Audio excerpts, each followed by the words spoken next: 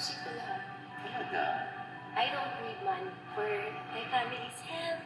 So, lahat yung bibigay ko. Wala.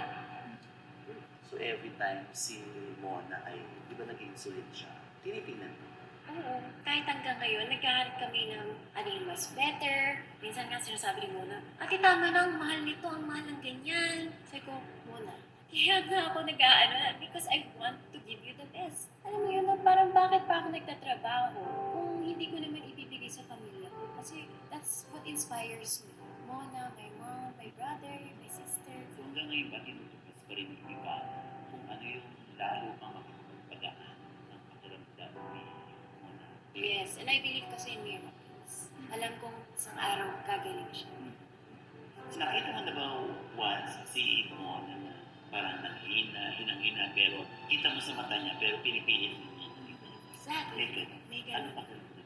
Umiiyak na lang ako. Sabi ko muna, lumaban ka. Kasi minsan meron mga time na napaghihinaan siya ng loob na parang, alam mo yun, puro sakit eh. Everyday all she feels is pain. So parang kami muna, kung mawawala ako, sabi ko, hindi na ako magiging ganito, yung kuwela, yung masiyahin. Siguro, hindi ako makaka-move on. Kinakausap mo siya. Hmm.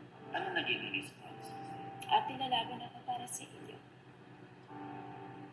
Kaya pag tumatawag, oh, ate lumalaban ako para sa inyo, para kay mama. Nakakatuwa siya. She's a very, very strong person.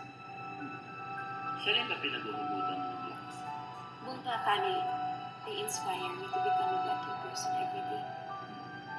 So si Mona, ang lagay ngayon ni Mona ay nagiging okay Yes. every time. Yes. And actually, ngayon, gumaganda na yung pakiramdam niya. Masaya siya kasi nagpaano kami, yung parang blood test. Nakita na almost normal na naman. So, nakakatuwa. Ang bait ni Lord. Nakaregalo sa'yo yun.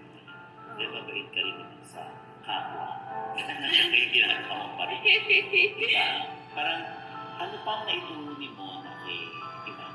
Kahit siya ay yung mas bata kaysa sa'yo. Naku, parang siya yung ate. She's so matured. I think nakikita din ng mga viewers yun. Sobrang talino niya. Sobrang mature niya mag-isip. And she inspires me because despite all the pain, nakakapagpasaya pa rin siya ng tao. And I want to be just like that.